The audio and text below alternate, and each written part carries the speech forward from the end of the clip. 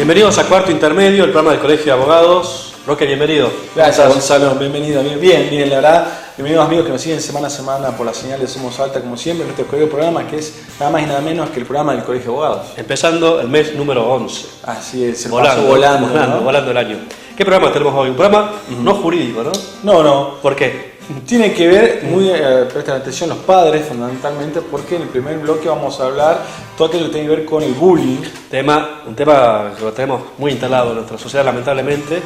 Pero hay dos instituciones que están trabajando y muy bien con respecto al bullying. Dos instituciones educativas. El Colegio Belgrano es una de ellas. Y hemos invitado a las psicólogas que están a cargo del programa que se llama Kiva, que tiene que ver, como decíamos al principio, con la lucha contra el bullying y planes que se implementa con los chicos en el colegio. El método Kiva es un método desarrollado en Finlandia, Así que se está de manera exitosa aplicando en América Latina y en Argentina y en Salta. Eso es bueno. También aquellas personas que quieran ser padres, ¿no? Aquellas personas que se quieran postular, también presten atención, porque el régimen de adoptabilidad ha cambiado con el nuevo Código Civil y Comercial de la Nación, y para eso hemos invitado a personas que se desempeñan dentro del ámbito de la Secretaría Tutelar. ¿Qué es la Secretaría Tutelar, Gonzalo? Efectivamente, es un equipo que está liderado por la doctora Cristina Pocoví, un equipo interdisciplinario, hay asistentes sociales, hay psicólogos. Nosotros hemos invitado a un asistente social, a Mariano Chilisque, y a Matías Palomo, licenciado en Psicología. Bueno, vamos a hablar de la adopción en Salta. Es difícil adoptar en Argentina, en Salta. Los mitos y las verdades, y la realidad que tienen que ver con todo este sistema. Así es. Y también una noticia que ha sido esta semana tiene que ver con las declaraciones del presidente de la Nación y también con el ministro de Economía, y por eso hemos invitado a un contador, a Álvaro Pérez, que tiene que ver nos va a explicar todo aquello que tiene que ver con las finanzas, tanto del país, de la provincia y también nuestros bolsillos, ¿no? Ante el anuncio de las reformas impositivas, tributarias, fiscales, de trabajo que ha anunciado el presidente de la Nación. Con la poca plata que nos queda, ¿qué hacer? Así es. Bueno, vamos de lleno al programa, pero antes, como siempre, Gonzalo, promocionamos el espacio que tiene el Colegio de Abogados para la sociedad, que tiene que ver con los consultorios gratuitos. Porque si usted tiene una duda, una consulta jurídica, ¿qué es lo que tiene que hacer, Gonzalo? Consulte con su abogado.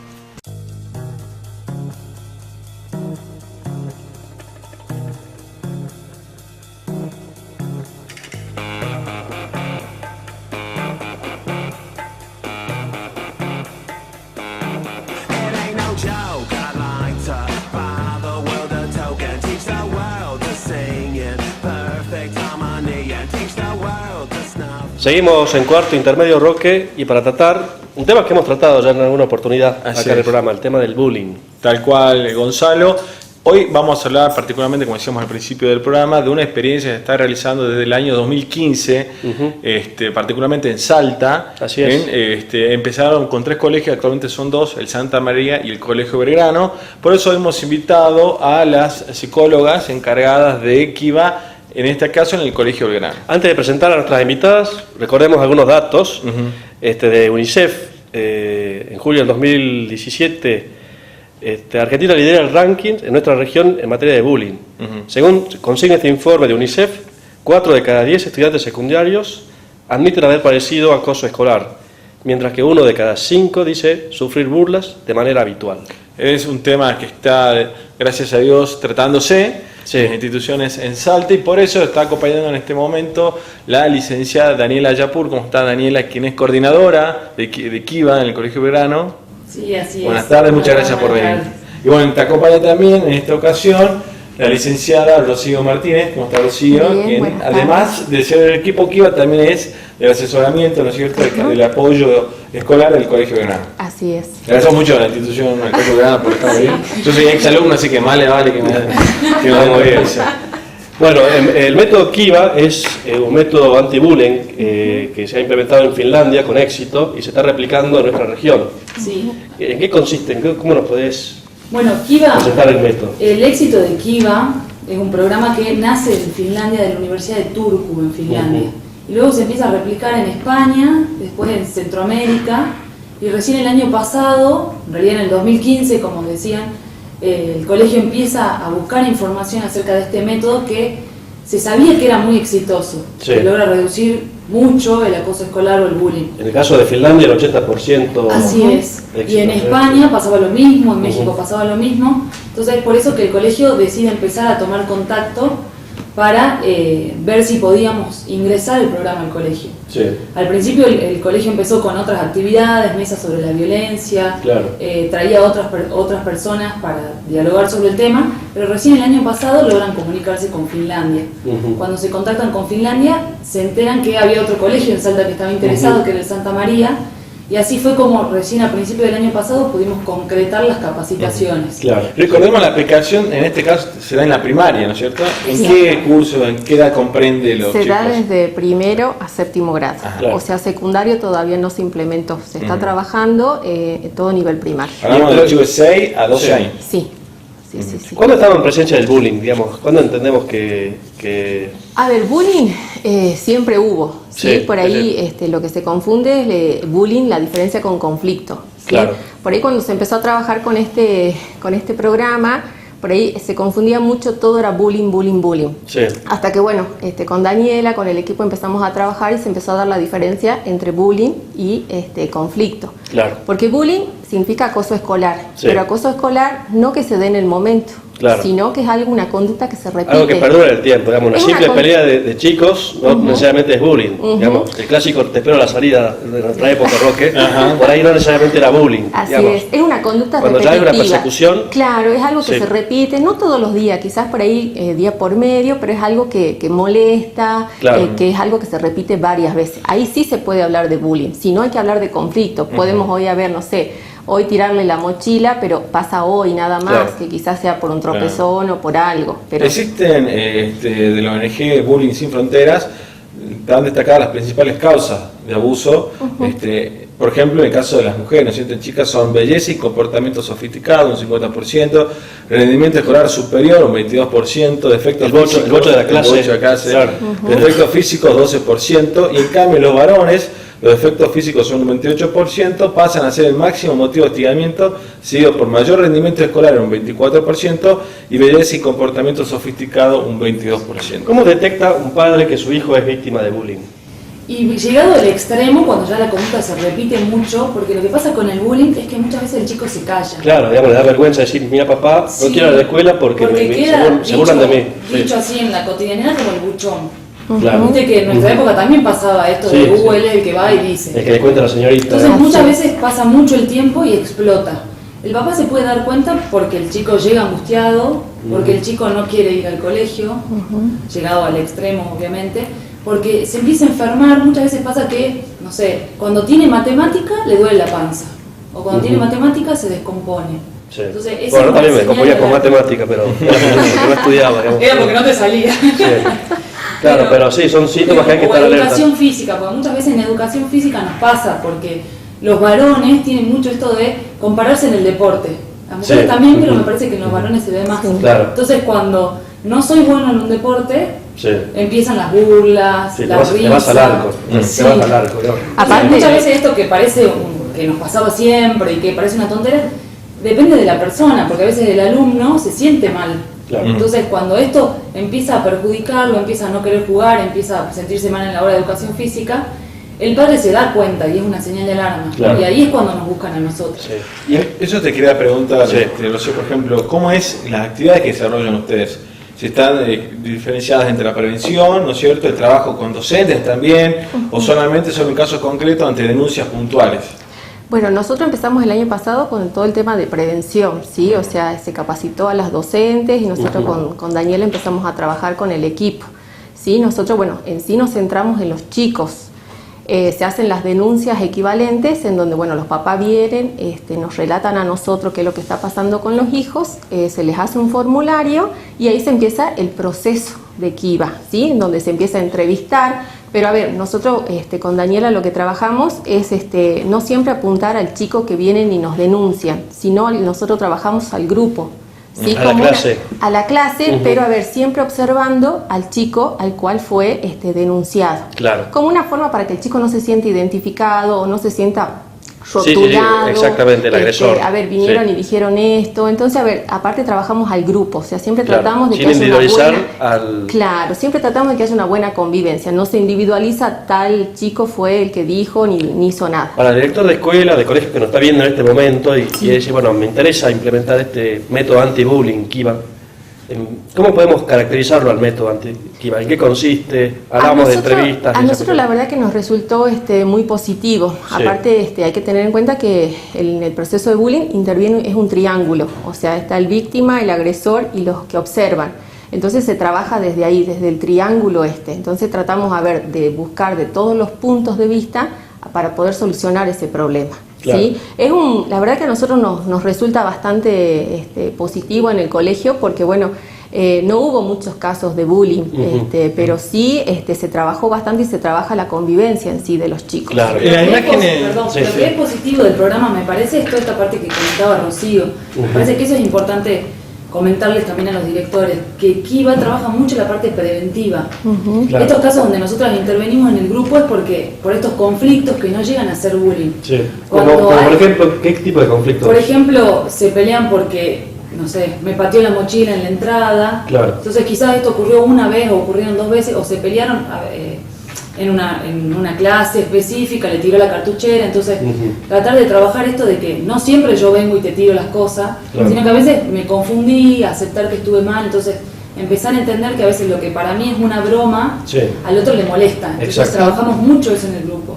Porque ya cuando hay situaciones de acoso que esta broma se repite, ahí sí trabajamos específicamente como dice Kiva en las entrevistas y en las intervenciones. Rocío les hablaba de los formularios. Estos formularios vienen directo desde Finlandia. Nos dieron a nosotros todo el material, ese material se tradujo porque está en inglés. Ese es algo positivo del colegio porque nosotros tuvimos muy buen trabajo en equipo. Y nos cuando hablamos de equipo hablamos no solamente de ustedes, sino de las psicólogas, sino también de los docentes, de los padres de alumnos también. Lo bueno es que, a ver, nosotros somos el equipo Kiva. Está bueno esta pregunta porque me llevaba a que explique esto que quizás nos olvidamos. El equipo Kiva, nosotros intervenimos cuando hay situaciones de acoso o de bullying. Bien. En algunos casos donde hay conflictos que a veces la maestra nos pide ayuda, nosotras también estas intervenciones grupales que hablaba Rocío recién, pero también hay un trabajo de las maestras, hay un trabajo de los directivos, hay un trabajo de los chicos y hay un trabajo por supuesto de los padres. Nosotros siempre que intervenimos en casos de acoso, muchas veces nos llegan porque los padres vienen y nos cuentan, o muchas veces después nosotros llamamos a los padres para ponerlos en conocimiento. Siempre se trabaja primero con el chico, porque lo que se busca desde Kiva es que el chico desarrolle las herramientas, el alumno tenga las herramientas para enfrentar. Y después informamos a los padres para que el padre también nos comente la evolución en la casa. Porque muchas veces se ve eso, con los hermanos merma la violencia, con los padres merma la violencia. Dentro de las actividades que mencionaste, estamos viendo justamente imágenes que ustedes nos facilitaron. Y ahora me llama la atención que vos nos habías contado detrás de cámara en qué consiste el chaleco. Hay un chaleco ahí fluorescente que bueno, que tiene un rol y sobre todo en los recreos. Sí, ese es uno de los puntos fundamentales que quizás el año pasado, como recién estábamos adaptándonos y viendo el tema de las lecciones Kiva, fue medio nuestra cuerda floja. Este año lo fortalecimos. El chaleco Kiva tiene esto de en el trabajo en equipo y en conjunto en el colegio, los alumnos empiezan a tener un rol importante. Dentro de este triángulo que les decía Rocío, donde está el acosador y el acosado, hay una tercera persona que es el testigo. Entonces lo que se busca con el chaleco es que los chicos lo usan como un símbolo, es un chaleco amarillo que se nota, fluorescente, pero lo que buscamos es que el alumno nos colabore. Entonces el alumno es el supervisor del recreo. Entonces ellos observan cómo se comportan sus compañeros. Se comprometen el tema. Exacto. Y ese rol de supervisor va rotando. Sí, exactamente. Nosotros lo que hicimos fue este año como organizarlo un poco más. Entonces todos los alumnos que querían participar, que empezamos con los más grandes, en el turno mañana 7º grado, en el turno tarde 3er grado, se anotaban en una lista porque siempre es voluntario, no tienen la obligación de participar. Y se lo van rotando. Buscamos que sea uno del A, uno del B, uno del C, como que también de las 3 divisiones para mezclarlo. Y ellos nos ayudan mucho porque muchas veces las maestras no ven o nosotras no vemos o no estamos en el recreo porque pasó algo. Entonces ellos se acercan, intervienen, los chicos les empiezan a hacer caso. Al principio como que no querían. Después ya empiezan a entender la dinámica, o si no ellos vienen y nos informan a nosotros. Pasó esto, vimos que tal juego no está bueno porque se están pegando, porque están corriendo, porque... Claro, sin acusar, sino contar lo que está pasando. Exacto, dar como una mirada general del recreo. Lo importante de que esta función rota, digamos, que todos cumplen esa función, digamos, porque si no, digamos, focalizamos en uno que pueda ser el informante. Como decía Dani, o sea, se le pide a los chicos que, bueno, que los que quieren usar el chaleco se anoten en una lista y tratamos de que los 3 cursos se mezclen, o sea, va uno del A, uno del B y uno del C como para integrarlos. Sí. Hablamos del acosado y del acosador, pero también hay que trabajar con este niño que por alguna razón psicológica o no lo sé, digamos, agrede, es molesto y agrede psicológica y físicamente a sus compañeros, digamos. Sí. También el contemplo, el método Kiva de trabajar, decir, bueno, a ver, Sí. ¿por qué llegamos a esta situación? Sí, el método Kiva trabaja con los tres personajes del triángulo. Decimos tres porque Claro. es el mínimo, puede haber más Sí. de un acosador y puede haber más de testigo, más de víctima. Pero trabaja con las tres patas. Cuando hay situaciones de bullying, lo primero que se hace es tener una entrevista con la víctima para que nos cuente qué es lo que está pasando. Entonces, a partir de eso ella nos dice, se anima, como nos conocen y saben que esto queda confidencial, no es que nosotros vamos al curso y decimos vos, Rocío, salí. Tenemos mucho cuidado de que no tengan en cuenta que se vienen a hablar con nosotras, cuidamos mucho eso para que no se sientan mal y expuestos. Claro. Y después se dialoga con el agresor para ver si él está identificando que está cometiendo acoso, que le está molestando a la otra persona. Pero tratamos, Claro. disculpa Dani, de Sí. cuidar esto de que, a ver, que no sea por ahí en el mismo día quizás el acosador con el víctima. Claro. O sea, tenemos estrategias con Dani que usamos en donde, a ver, no somos nosotras por ahí la que los sacamos de los grados a los chicos. Bueno, se nos está acabando el tiempo, pero bueno, una duda personal que yo tenía respecto a que, bueno, por ejemplo, el Colegio Belgrano puntualmente era un colegio históricamente institución en el cual era solamente varones. ¿Cómo funciona el hostigamiento, el bullying, en esta institución que ya son mixtas, ¿no? Chicos, varones, mujeres, creo que cantidad de ser similar, ¿no es cierto? Cantidad de varones y Sí. mujeres. ¿Existe algo en particular respecto a esa relación o es lo mismo, digamos? ¿Ustedes notan que no hay diferencia en varones y mujeres, se dan entre relación de manera igual? No, la verdad que no, o sea, entre hombres y mujeres, no hay una distinción entre varón solo. Y no hay O sea, discriminación unos no. a otros. De hecho, a veces los conflictos o el acoso nace entre hombres o entre mujeres. Como que No hay discriminación por... No es que molesta el hombre a la mujer por, no sé, por Por alguna ser mujer característica o o la mujer. algo, no. Claro. Ajá. Y ya para terminar, Sí. y breve, porque ya tenemos que pasar a otro tema, esta experiencia la están implementando para un determinado grado de la escuela primaria, digamos. Pero De primero Toda a la séptimo, primaria. de primero a séptimo, Toda digamos, la y el primaria. secundario y el jardín de infantes. El secundario no, porque en realidad Kiva, el programa Kiva no lo implementó en secundaria todavía. Claro. Recién Finlandia lo está empezando en realidad a implementar y evaluar en Finlandia. Ajá. Entonces todavía no lo vendieron a otros países. Claro, sí. Entonces recién ahora están probando en Finlandia, luego pasarán a España, a México, Claro. y calculamos que quizás el año que viene ya se Sí. nos ofrezca a nosotros, Sí. pero todavía no lo sabemos. Y en el caso del jardín de infantes, además, no es Bueno, recomendable. en Finlandia Sí. no se trabaja a primer grado. Nosotros implementamos acá en el Colegio Belgrano Ajá. primer Chicos, grado. primero estamos hablando de chicos de De 6, 7 años, ¿no? Que cuando hicimos las encuestas, porque nosotros finalizado cada año hacemos unas encuestas para mandar a Kiva. Claro. Nosotros tuvimos que adaptar con Daniela las encuestas para los chicos de primer grado. Bueno, Daniela, Bueno, Rocío, muchas gracias. No, gracias a ustedes. Así que estar atentos, Ujú. todos los padres. Y bueno, agradecemos muchísimo la participación y estamos, por supuesto, con las puertas abiertas. Y para que se replique este método Así en las es. escuelas públicas y en todos los colegios. Es verdad. La verdad que Muy es bien. importante. Así que bueno, la ministra de Educación que nos está viendo seguramente. Así es, Analia, que justamente era docente de historia en la el secundaria del Colegio Colegio Verano. Ah, ¿sí? Fue profesor mía de historia. ¿Cómo era? Bueno, me conté. No, bien. Bueno. Muy exigente, pero bien. Saludos entonces a la ministra de Saludos. Educación y bueno, atenta con este método. Así es. Hacemos una pausa, ya volvemos con más cuarto intermedio. Quédese por la señal de Somos Alta.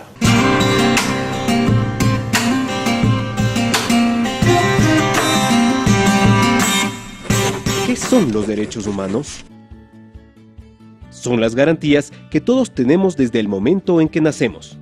No importa si eres hombre o mujer, niño, joven, adulto o persona de la tercera edad. Si tienes algún tipo de discapacidad, si perteneces a otra nacionalidad, si tienes un color de piel diferente, si piensas distinto o tienes otra religión o profesión. Estos derechos simplemente te pertenecen por ser humano y no pueden ser restringidos o alterados, ya que todos debemos tener una vida libre, digna e igualitaria. Los derechos humanos te ayudan a desarrollarte como persona, a tener las mismas oportunidades y trato que los demás. Conocer y respetar los derechos humanos está en tus manos. Todos los seres humanos nacen libres e iguales en dignidad y derechos, con el fin de comportarse fraternalmente los unos con los otros. Los derechos humanos no hacen distinción de etnia, color, sexo, idioma, religión, opinión política o de cualquier otra índole. Todas y todos tenemos derecho a la vida, a la libertad y a la seguridad de nuestra persona.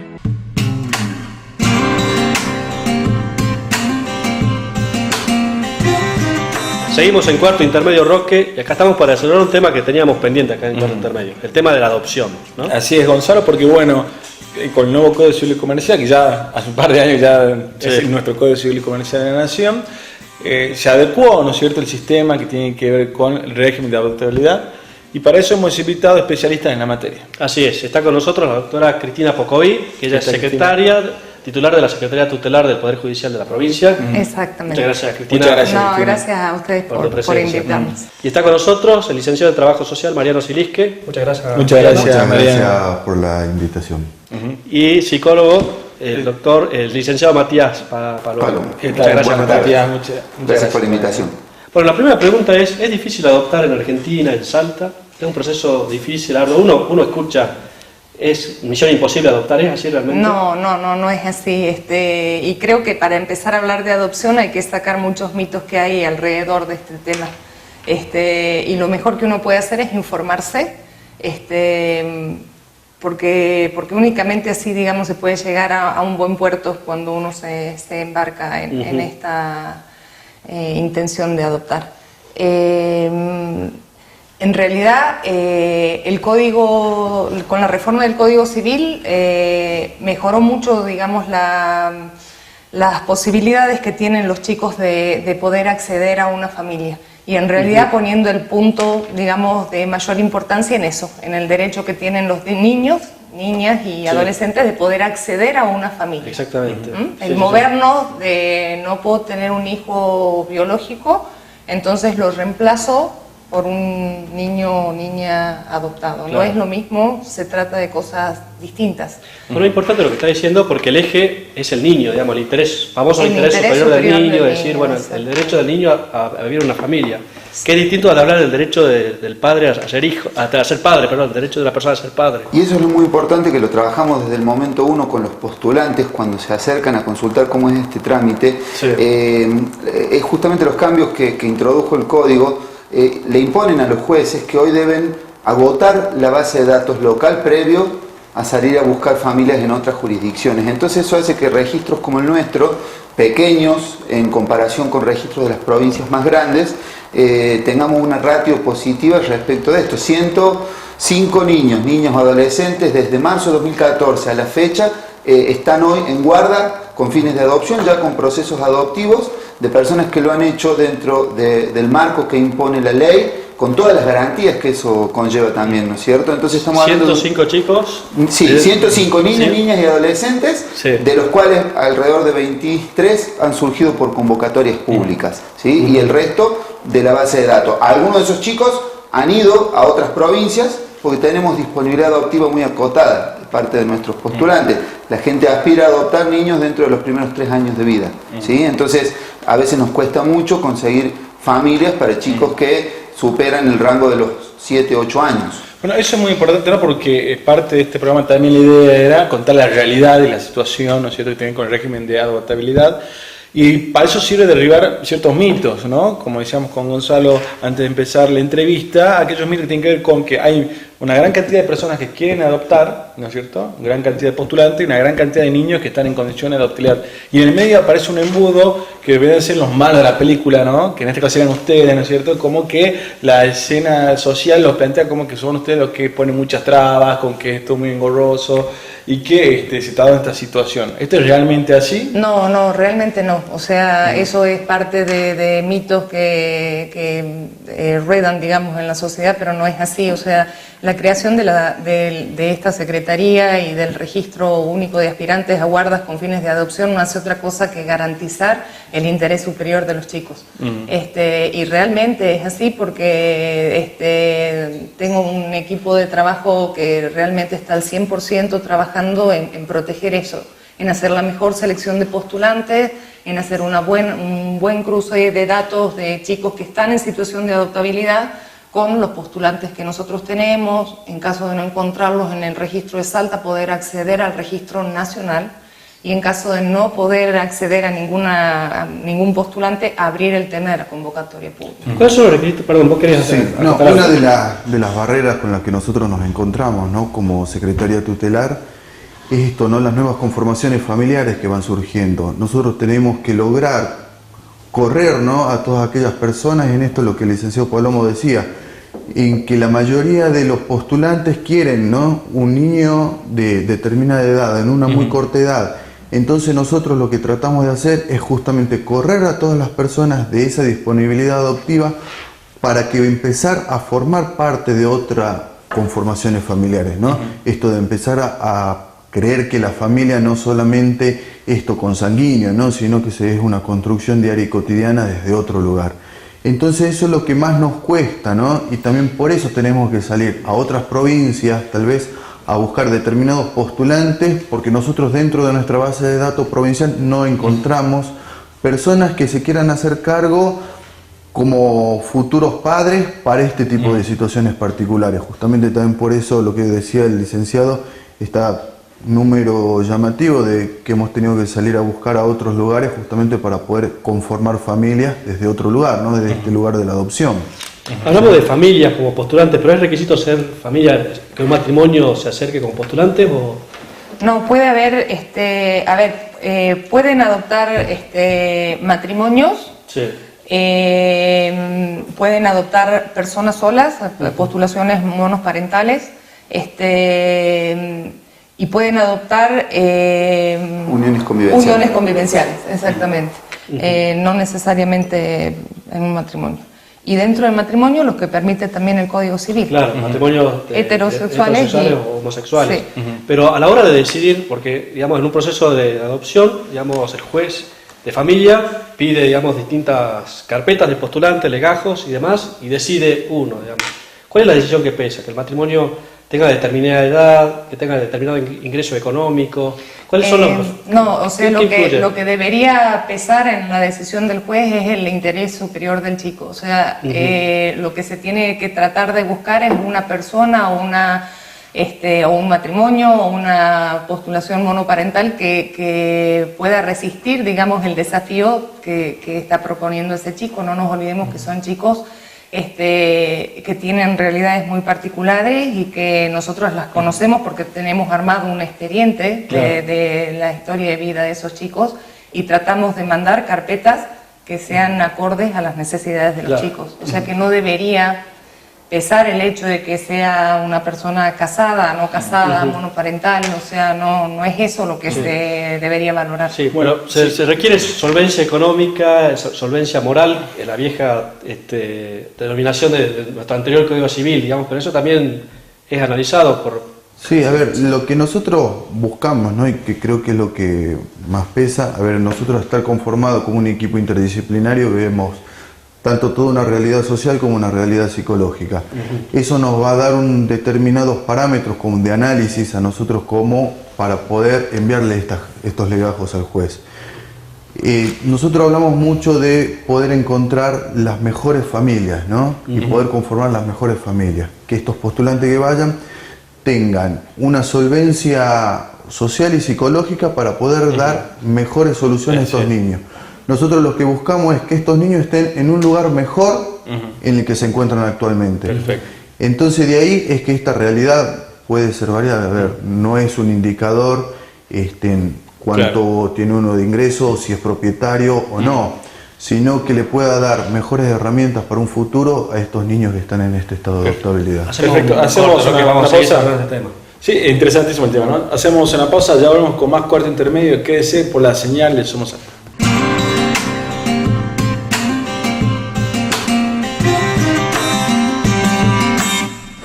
¿Qué son los derechos humanos? Son las garantías que todos tenemos desde el momento en que nacemos. No importa si eres hombre o mujer, niño, joven, adulto o persona de la tercera edad. Si tienes algún tipo de discapacidad, si perteneces a otra nacionalidad, si tienes un color de piel diferente, si piensas distinto o tienes otra religión o profesión. Estos derechos simplemente te pertenecen por ser humano y no pueden ser restringidos o alterados, ya que todos debemos tener una vida libre, digna e igualitaria.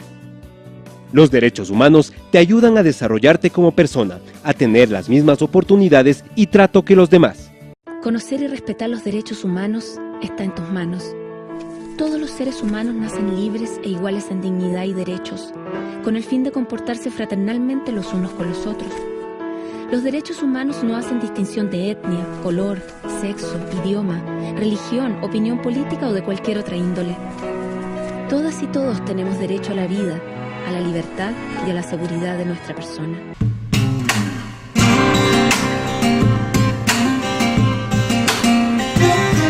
Seguimos en cuarto intermedio, Roque, hablando de este tema de la adopción. Sí, muy interesante. Y queríamos hablar también las condiciones, ¿no es cierto?, que tiene que tener un niño, en qué condiciones son, en las cuales ingresa en el régimen de adoptabilidad. Bien, para nosotros, este expediente que comentaba en el bloque anterior la doctora, implica que a partir de la declaración de adoptabilidad que ordena un juez de familia, se genera un expediente a partir del cual nosotros buscamos en nuestra base de datos aquellas familias cuya disponibilidad adoptiva encuadre en las características de este niño, esta niña o este adolescente. Lo importante destacar en esto es que aquel que es declarado en adoptabilidad es aquel que está habilitado por ley a formar parte de una familia adoptiva, ¿sí? No así de la última entrevista que tuvimos nosotros de parte del Ministerio de Primera Infancia con el secretario de Niñez, había alrededor de 300 niños institucionalizados en todo el ámbito de la provincia. De esos, nosotros tenemos 24 chicos que están declarados en estado de adoptabilidad y que justamente son expedientes de mayor complejidad, porque son chicos de más de 10 años, o son grupos de hermanos grandes, o chicos con alguna patología, ¿de acuerdo? Al momento que un juez declara el estado de adoptabilidad de un niño de 4 años, no demora más de una semana en que el niño ya está iniciando vinculación con su nueva familia, ¿sí? Esto es importante destacarlo, ¿sí? Aquellos casos que se van acumulando en nuestra dependencia son aquellos que revisten algún grado de complejidad que casi siempre finalizan en una convocatoria pública, ¿de acuerdo? Sí. Bien, ¿y cuándo un niño está en condiciones de adoptabilidad? Llega una sentencia que lo declara así, pero ¿cuáles son las...? Mira, antes de que haya una resolución de adoptabilidad por parte de un juez, tiene que haber habido un dictamen por parte del Poder Ejecutivo. Administrativo. Exactamente, el órgano administrativo en el cual se certifique, digamos, que no se ha podido encontrar una familia ampliada dentro de lo que es la familia de origen, que se pueda hacer cargo de las necesidades materiales y afectivas. O sea, los padres biológicos lo abandonan, por decirlo de alguna manera, y no hay ningún pariente que pueda hacerse cargo de poder brindarle la satisfacción, digamos, de desarrollarse en una familia. Claro, bien. Con las necesidades materiales y afectivas cubiertas. Entonces hacen un primer dictamen, el Poder Ejecutivo, el órgano administrativo, y de ahí pasa al juez que realiza un análisis de toda la situación y realiza la declaración de adoptabilidad. Claro. Ahí es cuando nos llega a nosotros el primer informe, digamos, de parte del juez con toda la historia de vida de ese niño o niña o adolescente. Sí. Y ahí es donde yo les digo que hacemos como un cruce, digamos, de datos entre las familias que nosotros tenemos que como postulantes, exactamente, y las necesidades de este chico en particular. Ahora, perdón, Gonzalo, que tiene que ver con el régimen de adoptabilidad también, con el viejo Código Civil y el nuevo Código, si hay diferencias en cuanto al tipo de adopción que hay, y si eso tiene que ver también con la decisión a la hora de tomar, ¿no es cierto? No, en realidad lo que es diferente que en el Código Nuevo es el tema de la declaración de adoptabilidad, la intervención del Poder Ejecutivo en la primera determinación de la inexistencia de una familia ampliada que se pueda hacer cargo de las necesidades del chico. En realidad en eso es la mayor, digamos, incidencia, y en el reconocimiento de la importancia de la existencia del registro. Claro, pero ¿no es cierto? Porque se mantiene entonces la definición entre adopción simple, adopción plena. Sí, y las adopciones por integración. Eso sí, pero la existencia del registro le da al sistema de adopción realmente blanquea todo lo que es la adopción. Sí, porque no puede haber una adopción por afuera del registro. Y el postulante que se inscribe en el registro solo puede acceder a una adopción plena. Eso es importante. Esto es importante destacarlo. La adopción simple queda como herramienta para otros tipos de procesos, que puede ser quizá una adopción de integración o alguna otra cuestión, pero aquel que se inscribe en el registro va a desembocar en una guarda con fines de adopción que va a terminar en un juicio de adopción plena. Qué tarea delicada que tiene la Secretaría Tutelar, ¿no? Porque hacen la preselección de los futuros los postulantes que van a ser futuros padres, y así lo decide la justicia. Y la contención también de los chicos, ¿no? Es decir, bueno, a ver... Mira, eso es re importante, porque no es únicamente que los profesionales hacen una evaluación de los postulantes, sino que ellos participan activamente en las vinculaciones, o sea, la vinculación de los postulantes con los niños o las niñas. Acompañan mucho a toda la familia esta que en se todo el proceso, armando. sí, me consta. Exactamente, sí. Y participamos también en vinculaciones fraternas, o sea, en casos en que se haya tenido que separar a grupos de hermanos, porque no siempre es posible, eso es cierto. Trabaja el equipo nuestro muy arduamente en tratar de que los chicos sigan conectados entre ellos, porque es muy importante preservar el derecho de identidad de los chicos, el origen de los chicos, y bueno, los vínculos fraternos son muy importantes. Así que no es únicamente una evaluación de postulantes lo que se hace, sino que se participa en todo el proceso activamente con los jueces. Está bueno. Sí, respecto de esto me parece importante destacar que todas las personas que estén interesadas en acceder a cuáles son los requisitos para inscribirse en el registro, en la página web del Poder Judicial, www.justiciasalta.gov.ar, hay una pestaña en organismos, donde está específicamente la Secretaría. ¿Pero podemos repasar esos requisitos? Sí, para sí, gente que está diciendo, ¿qué se requiere? Fotocopia de DNI, una fotocopia del instrumento que acredite si están casados. ¿Se requiere determinada edad? No hay un límite. ¿Una persona de 60 años puede presentarse como tenemos postulante? inscriptos, tenemos personas actualmente en evaluación. Sí, no puede ser menor de 25. No puede ser menor de 25. Eso es porque está establecido por la ley, pero después para arriba no hay un límite de edad. No. Después las personas deben acreditar, aquellos que tengan título terciario universitario, una simple fotocopia simple, todo lo que hablamos, una fotografía actualizada de los postulantes, certificado de residencia que emite la policía de la provincia, el certificado de antecedentes penales del Registro Nacional de Reincidencia, el certificado de que no son deudores alimentarios morosos, un certificado de salud, puede ser pedido por órgano público o privado, y por último una constancia que acredite cuáles son sus ingresos, que puede ser la fotocopia del recibo de sueldo o una declaración jurada simple para aquel que es trabajador independiente. Efectivamente. Entonces es importante destacar que aquel que se quiere acercar lo haga, porque en esto de que hablábamos al principio, que hay muchos mitos, cada persona que viene a la Secretaría es atendida por alguno de los profesionales del equipo, porque es muy importante que podamos aclarar y esclarecer sobre todo estas cuestiones que pueden estar amparándose en algún mito. Perfecto. Así es.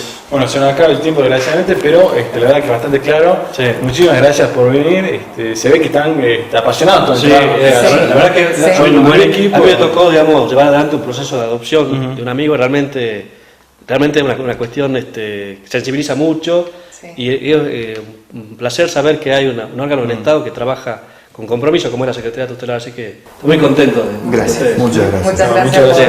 Y un último mensaje que les queda, no sé si para los clientes también, que tengan que ver con los requisitos o el horario que se puedan acercar y los días que se puedan acercar a la Secretaría. Nosotros atendemos en el anexo 1 de la Ciudad Judicial, en la planta baja, en la Secretaría de Derechos Humanos, y estamos desde las 7:30 hasta la 1.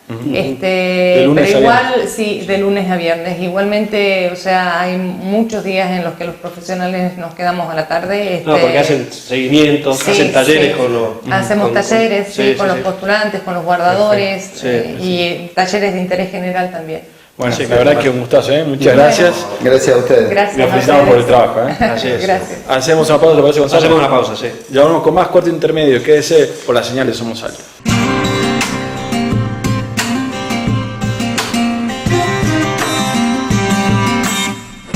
¿Qué son los derechos humanos? Son las garantías que todos tenemos desde el momento en que nacemos. No importa si eres hombre o mujer, niño, joven, adulto o persona de la tercera edad. Si tienes algún tipo de discapacidad, si perteneces a otra nacionalidad, si tienes un color de piel diferente, si piensas distinto o tienes otra religión o profesión. Estos derechos simplemente te pertenecen por ser humano y no pueden ser restringidos o alterados, ya que todos debemos tener una vida libre, digna e igualitaria. Los derechos humanos te ayudan a desarrollarte como persona, a tener las mismas oportunidades y trato que los demás. Conocer y respetar los derechos humanos está en tus manos. Todos los seres humanos nacen libres e iguales en dignidad y derechos, con el fin de comportarse fraternalmente los unos con los otros. Los derechos humanos no hacen distinción de etnia, color, sexo, idioma, religión, opinión política o de cualquier otra índole. Todas y todos tenemos derecho a la vida, a la libertad y a la seguridad de nuestra persona.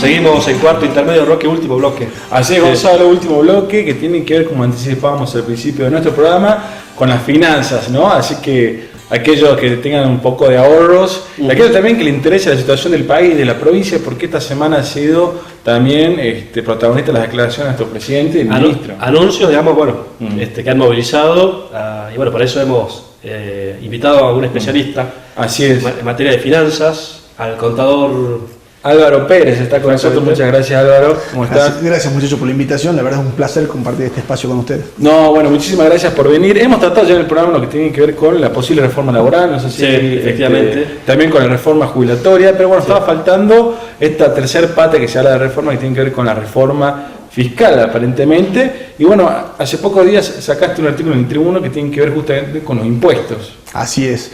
Es muy interesante el tema de impuestos, pero hace años en Argentina se discutía y se decía que el sistema tributario es regresivo, es decir, no propone o no plantea el desarrollo de una economía. Claro. Tenemos impuestos en cascada, impuestos que no graban el valor agregado que uno pone en un producto, sino que básicamente graban la facturación. Impuestos que en patrimonio, lo que tiene que ver con los impuestos patrimoniales, que están atrasados también en sus valores, y una serie de cuestiones normativas que lo hacen distorsivo, el impuesto al cheque, una serie de impuestos. Ahora empezamos en un nuevo proceso. Vamos a empezar a escuchar novedades, esto va a ir cambiando constantemente.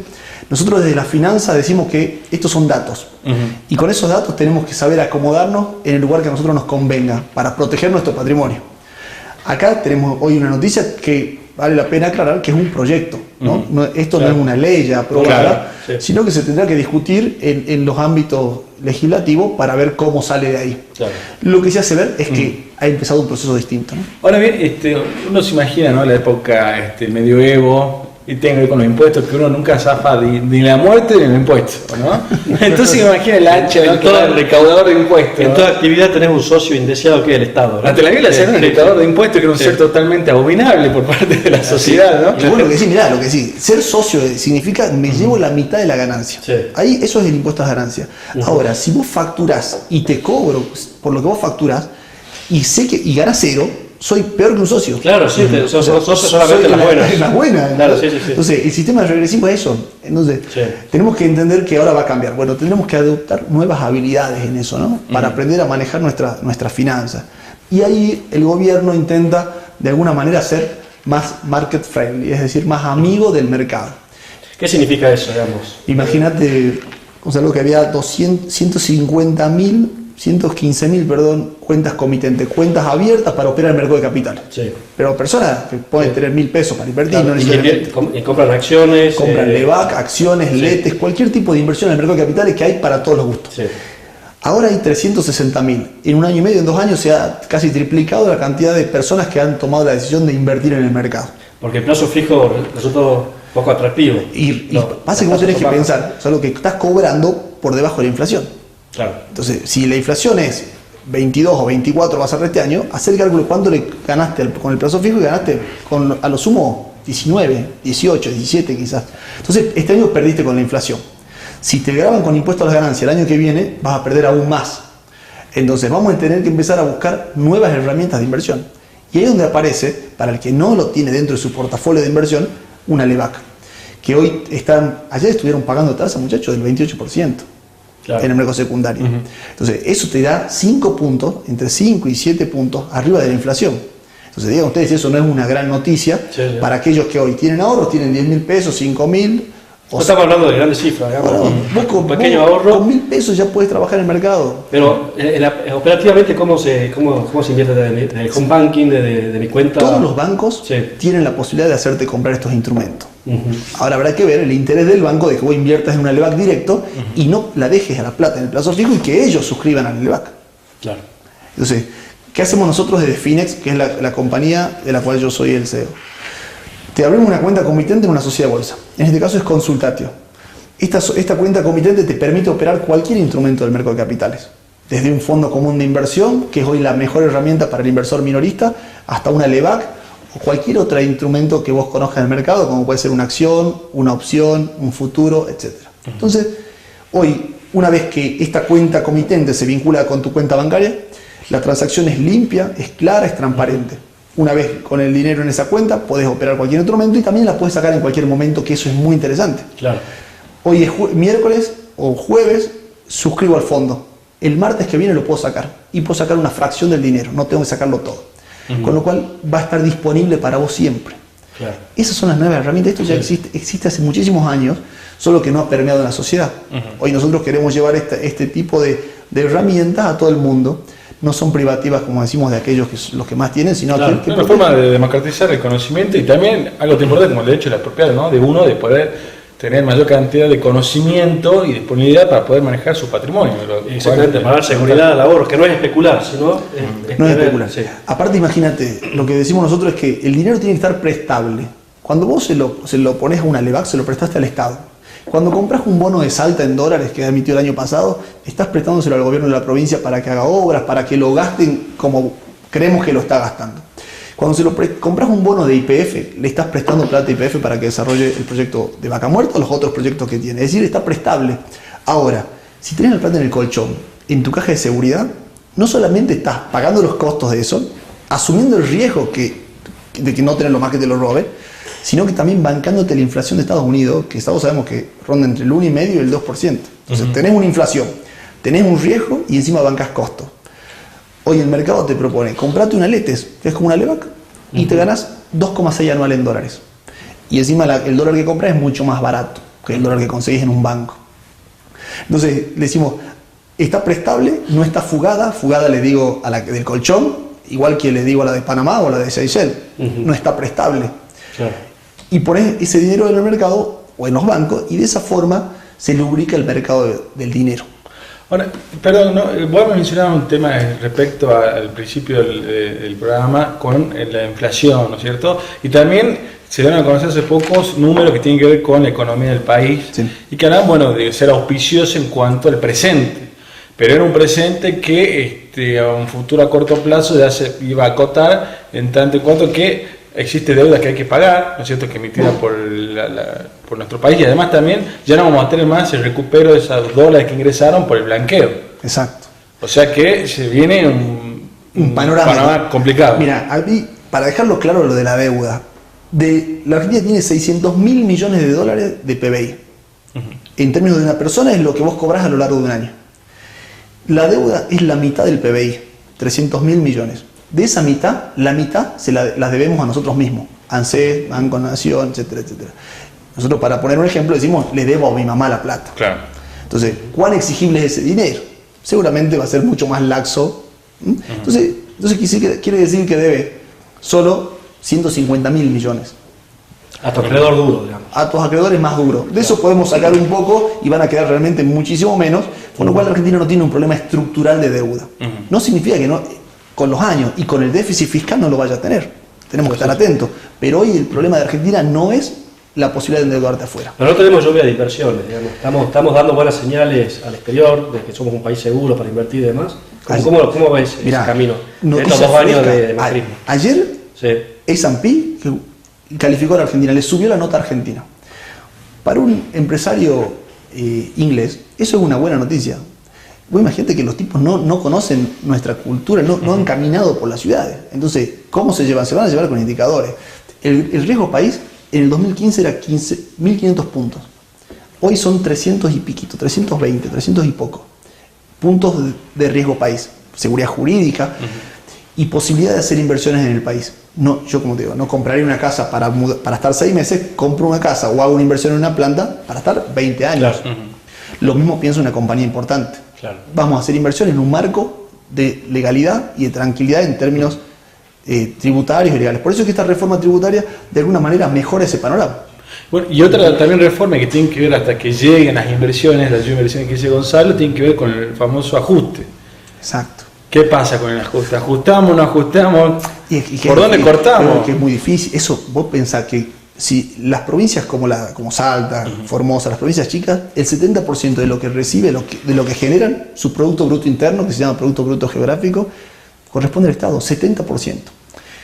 Si achicás el gasto, alguna prima nuestro queda sin trabajo. O sea, ¿quién va a adoptar a la prima que se quedó sin trabajo? Claro.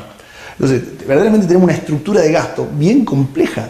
Entonces, no hay otra fórmula que crecer, claro, que la economía se expanda y que la ley de responsabilidad fiscal, en la cual todas las provincias adhieran. Sí, adhieren pero no cumplan, digamos.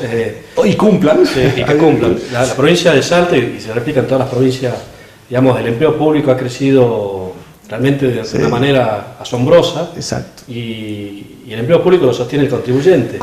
Creció eso como consecuencia que el sector privado no creció. Claro. Es una consecuencia. Sí. Entonces, pero no creció porque no había ese contexto de negocio. Cuando vos agarrás el indicador del Banco Mundial, hay un indicador que lo arman de contexto de negocio. Argentina es uno de los peores países del mundo para hacer negocio. ¿Qué involucra eso? Tasas de interés altas, presión tributaria, juicios laborales, cargas previsionales y laborales, mala conectividad de Internet, burocracia para abrir una empresa y una serie de cuestiones que hacen que Argentina no sea un lugar amigable para invertir. Entonces, ahora, el mundo, por otro lado, al mundo le sobra dinero. Al mundo le sobra dinero, y el mundo crece, y el mundo tiene un problema. Al revés que Argentina, en el mundo no hay inflación. Acá hay inflación, en el mundo no hay inflación. Entonces tenemos un contexto muy favorable. Lo hemos tenido mejor, cuando la soja valía el doble de lo que vale hoy, cuando el petróleo era mucho más caro 2003, también. 2002. Todo el periodo hasta el 2011, hasta la crisis, un poco después de la crisis, hemos tenido super commodities, y eso es lo que se dice, ¿viste? Cuando hablan de la década ganada, la década perdida, justamente tiene que ver con eso. El famoso crecimiento a tasa china. La oportunidad perdida. Bueno, escuché que decía tasa china y repetía, pero por ahí no sé. Todo lo que sea China parece como gigante. Vamos a crecer al 3% con todo el esfuerzo del mundo, 2,8, 3 el año que viene, y China crece al 7, al 10.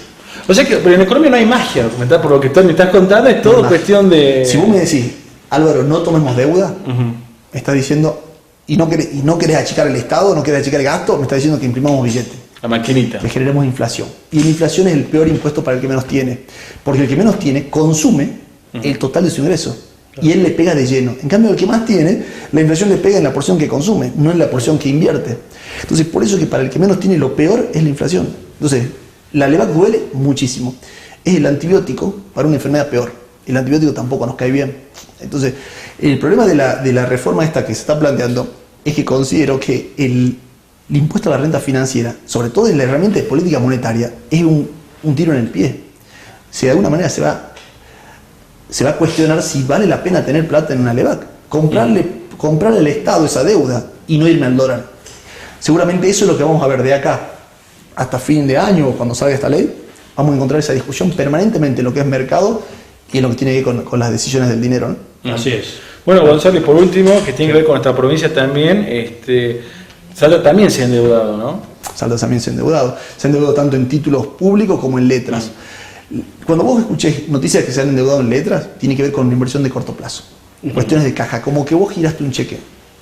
Entonces esa inversión, esa deuda no debiera preocuparte. Ahora, cuando se endeudó de largo plazo, debiéramos entender o tratar de ver si esa inversión fue un activo fijo, a un activo que haya mejorado nuestra productividad, caminos, infraestructura, etc. La verdad no tengo el número. No sé cuántos de esos 300 millones de dólares que tomó la provincia fueron aplicados a infraestructura. O fueron con el famoso acuerdo de sueldos. O fueron aplicados a gastos corrientes. Sí. Que está la prima ahí, que está nuestra prima. Entonces, digo, bueno, vamos a ver cómo el Estado se endeuda para generar mayor valor a la producción, para salir a Chile, para generar conectividad, para generar contexto para hacer negocio. Para nosotros también, como salteños, proyectarnos al mundo, ¿no? Bueno, vamos a ver entonces, ¿no, Gonzalo? ¿Qué queda? ¿Vos qué vas a hacer con tus dólares ahí? Bueno, vamos a hablar, digamos, plazo fijo parece que no es la mejor opción. No, y dólares tampoco. Así es. Vamos a ver la Levac, a ver qué pasa con lo que dijo Dullón. Vamos a ver, estamos en expectativa. Bueno, te agradecerte muchísimo, Álvaro. Gracias, muchachos, la verdad un placer compartir con usted. Ahí está en el Zócalo, bueno, para que quieran contactarse con vos, y agradecerte también a los amigos, Gonzalo, de Kira Catering. Sí, excelente catering, como siempre, catering, ¿no? Ahí están los sanguchitos, que bueno, nos malcrían a nosotros. Si nos ve un poquito más gordo, ya sabe por qué es. Así es. Y si no ves más descansado también, porque está la Hostería de la Caldera. Efectivamente, un lugar de descanso verde en esta época del año, realmente un placer ir a la Caldera. A 7 minutos de la ciudad, si usted es abogado, tiene matrícula del día, tiene importantes descuentos. ¿Tenés matrícula del día? Sí, bueno, muy bien, supuesto. Y si no, ya, ahora en horas. Nada más. Bueno, ¿nos vamos? Nos vamos. Hasta la semana que viene, amigos. Esto fue Cuarto Intermedio. El próximo viernes un programa especial. Sí. No se pierda. No se pierde ningún programa. Vamos a ir a una finca, en la Merced vamos a grabar de ahí. No cuente más. ¿Vas a poner traje de gaucho o no? Vamos a ver. No, puede ser. Vamos a ver. La mitad para como ahora. ¿Nos vamos? Vamos. Esto fue Cuarto Intermedio, el programa del Colegio de Abogados.